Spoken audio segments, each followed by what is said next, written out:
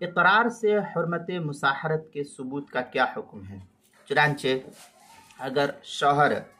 असबाब हुर्मत मुसाहरत से किसी सबब के पाए जाने का इकरार करता है,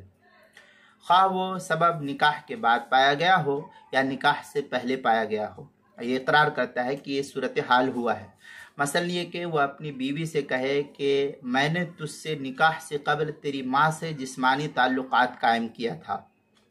तो उसका इकरार इस सिलसिले में मुअतबर शुमार किया जाएगा और ज़ौजैन में फ़ौरन तफरीक करा देना ये लाजिम और ज़रूरी होगा। इस तरीके से आपस में ये मियाँ बीवी बन कर के रहना ये दुरुस्त नहीं है।